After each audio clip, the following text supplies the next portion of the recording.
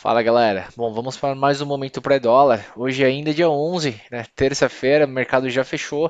A ideia é se preparar para a abertura de quarta-feira. Vamos falar sobre a agenda do dólar, falar também sobre gráfico, aonde a sala passa a ser compradora amanhã. A gente fez isso ontem, foi bem bacana. Falamos sobre pontos de inflexão. Hoje foi fantástico pela manhã, baseado nesse pré-market, tá? Então fica aqui, não sai. Vou falar também um pouquinho sobre DXY, né? Como é que está se saindo o dólar lá fora, para a gente se preparar um pouquinho para esse rompimento do 200, que eu acho que inevitavelmente vai acontecer, mas que pode ser sim uma armadilha para quem não está preparado. Se você quer entender por que, fica aqui, não sai. Te vejo depois da vinheta.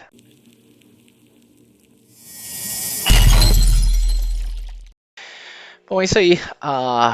Hoje foi um dia bacana para a sala. A gente teve basicamente a grande maioria da sala saindo com gain. Tudo graças ao pré-market de ontem, né? Não pelo que a gente fez, mas principalmente pelo que a gente não fez. Vou dar uma repassada no momento pré-dólar de ontem, né? A gente havia falado sobre o 60, esse ponto aqui, 260, e o 207, né? E a sala literalmente não ia operar enquanto ele não rompesse né, enquanto ele não rompesse um desses dois alvos, enquanto ele não rompesse esse range, que é um range bem grande, praticamente de 53 pontos, tá? Enfim, devo ter errado nos números aí. A gente operou hoje basicamente no primeiro pullback de 5 minutos, que foi esse cara aqui. Quem ficou de fora desse pullback aqui deve estar arrependido até agora. Foi a melhor operação, depois continuação com esse gift. E é isso. Duas operações, foi bem bacana e foi suficiente para a gente colocar dinheiro no bolso. Amanhã, né, depois de uma reversão dessa, isso aqui no 30 minutos ficou bem legal.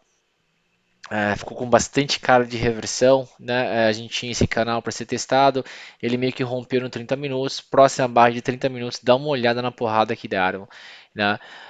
Pouco volume, cara de gift, 30 minutos, engolfou, bum, rompeu mínima.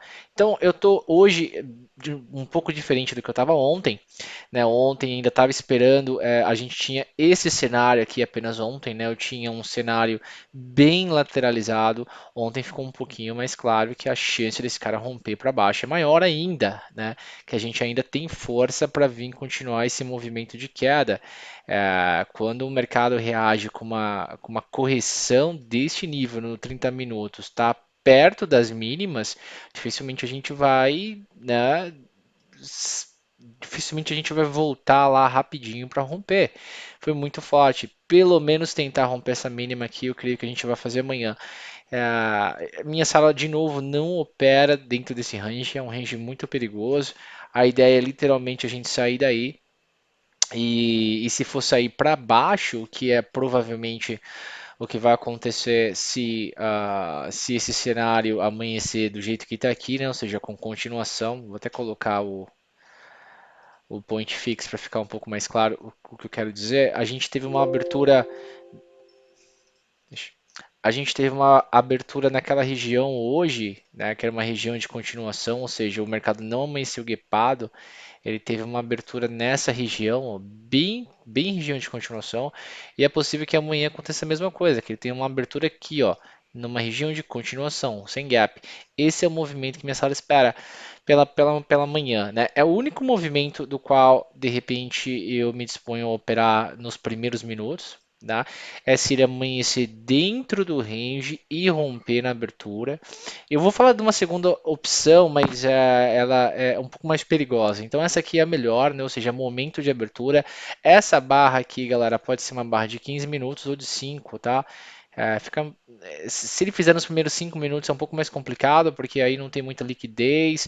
Você tem faixas de preço no book que não estão sendo populadas ainda por contratos, e aí fica aquela agulhada para cima e para baixo. Mas se acontecer no 15 minutos, ou seja, se nos 5 minutos ele der uma zigue-zagueada de 3 candles e vir fechar assim, barra cheia, eu estou bem interessado em pegar esse movimento pós-fechamento do 15 ou pós-fechamento do 5 para continuação até o 182, que é o meu próximo alvo, e depois no alvo psicológico, claro, do 150, tá? De repente no 160, 150 aqui, é, o caminho dele até tocar embaixo do canal é um caminho muito longo, Pode até ser que aconteça amanhã, mas enfim, eu acho um caminho muito longo. Na possibilidade de repente ele amanhecer guepado, talvez, né, um gap de baixa, talvez, mas se ele amanhecer aqui num movimento de continuação, para ir romper lá, chegar até o fundo do canal, é um movimento muito longo. Não que não possa acontecer, mas a chance de acontecer já começa a diminuir, né? Então, a nossa melhor hipótese de operação na abertura para a sala é definitivamente uma continuação de movimento sem muito gap, para que a gente ainda possa pensar que o mercado teve a intenção de romper na abertura, né, com o game rolando. A segunda opção é uma opção de rompimento no leilão, né, ou seja, no pré-market, e aí do qual a gente não consegue participar, mas ele amanhece aqui, ó, e aí ele amanhece já dando aquela continuada que a gente, enfim, só assiste, não tem o que fazer. Ele vem, dá uma continuada, faz uma mínima, não tem o que fazer nesse caso. Não queira já vender, porque, cara, se ele for um falso rompimento e depois explodir para cima, você está vendido no pior lugar possível.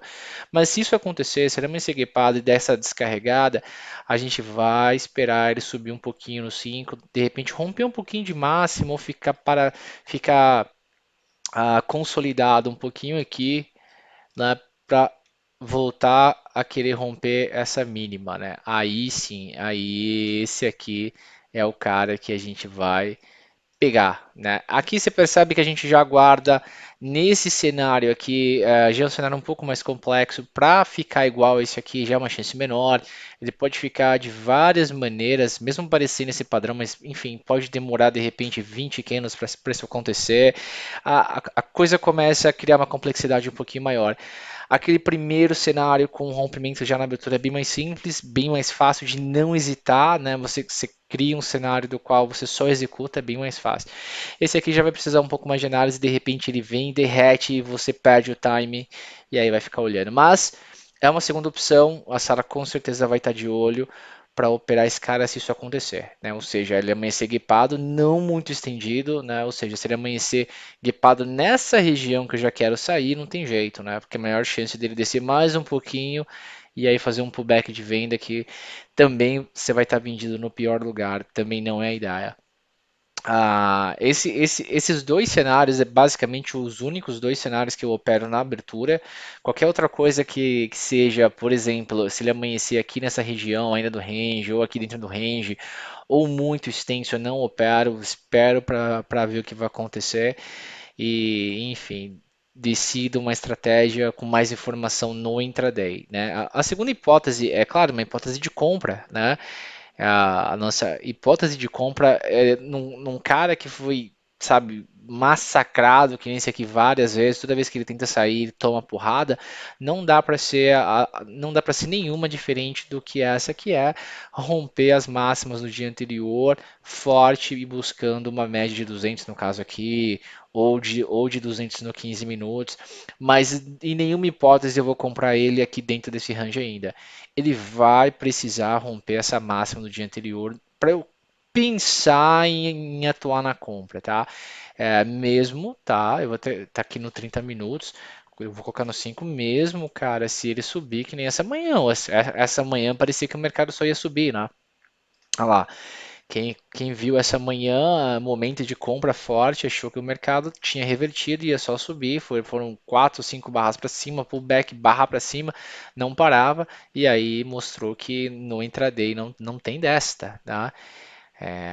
Ganha quem bate mais forte. Então, na compra, minha sala literalmente só vai pensar em compra se ele amanhecer ou se na abertura ele romper o nível do 290, começar a popular o nível do 300 aqui, com pullback saudável e volta para romper máxima e a gente começa a ser mais comprador, né? Por outro lado, estou pensando literalmente na chance dele vir romper essa mínima, né? Aqui fica bem claro que o máximo que ele conseguiu fazer foi tocar no topo daquele ah, canal, mais ou menos, é um canal bem maulé de 3 toques. Eita.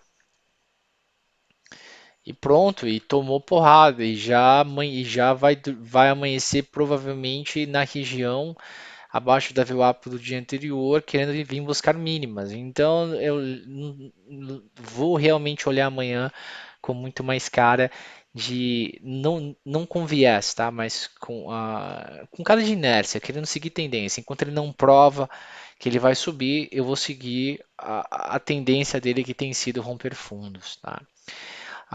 Então é isso, hipótese de venda feita, hipótese de compra acima do 261 eu começo a olhar, acima do 290 eu começo a considerar uma compra para um breakout, tá? Ou seja, entrar, sair, pôr dinheiro no bolso, né? Entrar, pôr dinheiro no bolso e sair, nada de querer segurar uma posição. Saindo daqui é aquela coisa, a gente vai ter que analisar no mercado rolando, porque não tá bonito, né? A gente vê que no diário tá um fundo duplo, lá, na verdade triplo, né? Eu tenho três, poxa, é uma resistência de 3 dias ali naquele mesmo lugar, então não dá para inventar. É o tipo de mercado que você espera romper para depois decidir o que faz. Rompimento de mínima starta as nossas melhores operações. Se acontecer logo pela manhã, a gente já vai operar na abertura. Se não acontecer, a gente tem um range grande na compra para vir romper. E é isso. Provavelmente é um dia como foi hoje, de poucas operações, ou até de repente uma ou nenhuma. Não sei. Vamos ver amanhã, tá? Espero que vocês tenham gostado. Se gostou, deixa um like, compartilha o vídeo. E não se esqueça de se inscrever no canal. Bons trades para você amanhã. Cuidado com o mercado. Te vejo no game.